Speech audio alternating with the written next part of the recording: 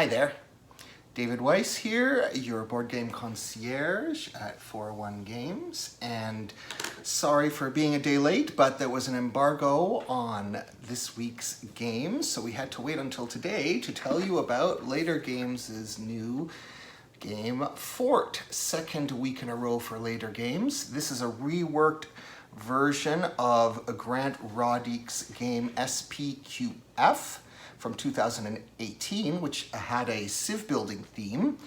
Fort is mainly a deck builder, but there's also some resource management, there's some follow the leader mechanic, which reminds me of the classic Grail game Glory to Rome. That's a lot going on under the hood for a game that's supposed to be about the simple joys of childhood, so let's look in the box and see if Fort is the game for you. In Fort, you play a kid trying to be the bestest kid on the block by building a cool fort, making cool friends, and using those friends to turn pizza and toys into victory points, just like real life. So at the beginning of the game, you start with a deck of 10 cards made up of 2 best friends. They're going to be cards with stars on them, and you'll never lose those friends unless you want to ditch them. And then 8 other random friends that will either be dealt randomly from the deck or that you can draft. And each card belongs to one of 7 suits. So there's a really good summary card here with all the icons. So there's squirt guns, skateboards, shovels, glue, crowns, books, and coins, which are a wild card suit. And each of those suits specializes in various actions, and those actions are on the cards, up to 2 actions, a public action and a private action. So some cards only have 1 action, like one of your best friends only has the 1 action, which is to increase the size of your fort. So the first thing you'll do on your turn is clear all the kids, chase all the kids out of your yard, and they go to your discard pile for later. You skip that on your first turn. Then you're going to play 1 card from your hand and do 1 or both actions on the card, and you can play other cards from the same suit to provide extra icons. So for instance, Dash, the public action is to gain pizza equal to the number of skateboard tokens. So if I play 2 more skateboards, plus I have 1 more friend here in my lookout with another skateboard, so that would actually let me gain 4 pizzas. However, I only have room for 3, which means now I don't have to use the one in my lookout. So for reasons which I'll talk about in a second, I'll play this card buffed by those 2, and that will enable me to add 3 pizzas to my stuff. Now the other action is to gain VP equal to the number of goods, resources in my backpack. So I have 1 pizza in my backpack, which would give me 1 victory point, which is up here off screen. Now your backpack can only store a number of goods equal to 1 plus the level of your fort, which is a mechanic which will be familiar to people who have played games like Glory to Rome or Import-Export. So this is the level of your fort. You start with level 0, and that determines not only the number of goods that you can store in your backpack, but also the number of friends that you can have in your lookout. So then each other player can follow your action if they discard 1 card from the suit of your action, taking it that many times. But they can only discard one card. Now, some cards have 2 icons on them, but they don't have any actions. But these double icon cards are very useful for either buffing up cards or following actions of the same suit. So you need to pay attention to the suits that other players are playing so that you could potentially leech off of their actions. Next, after you do your play, you recruit. And by the way, on the very helpful player aid here, everything is listed quite nicely. So then you're going to recruit a card either from the yard, which is the central market here. There's always going to be 3 cards there. Or you can poach a card from any other player's yard. And those cards end up there in a way that I'll explain in a second.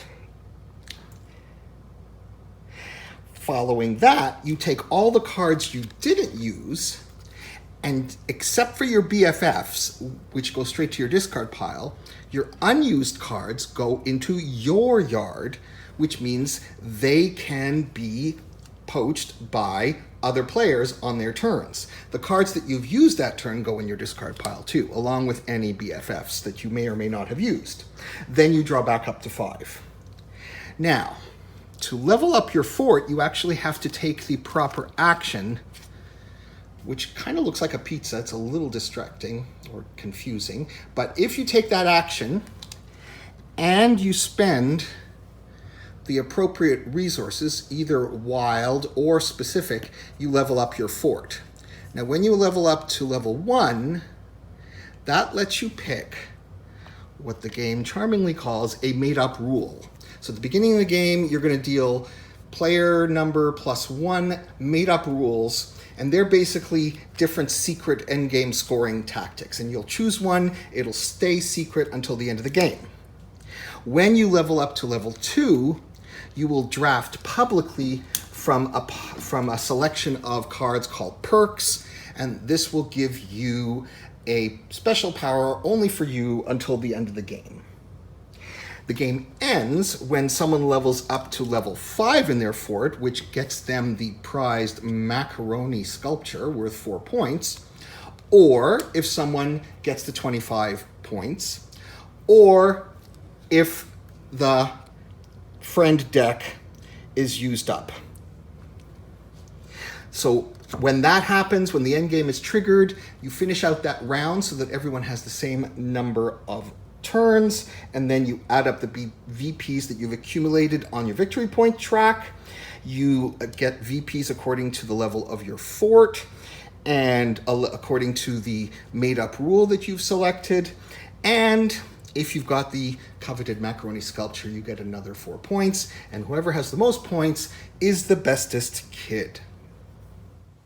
I like to call games like Fort stealth games because the theme and artwork make you think that it's going to be a light and bubbly game, but actually it's really a medium, almost heavy game with tons of tricky decisions right from the get-go, especially if you start with the variant where you draft your opening hand. Each suit has its own strengths and weaknesses. So on the one hand, you want to specialize in suits then, because then you have more chance to buff your actions. On the other hand, you want to diversify your deck because then it gives you more opportunity to leech off of your opponent's actions. And then there's the whole constant tension between using your cards and not using them, which leaves them open to be poached by opposing players in a kind of mid-game hate drafting. And each card has multiple actions, so there's always things you can do.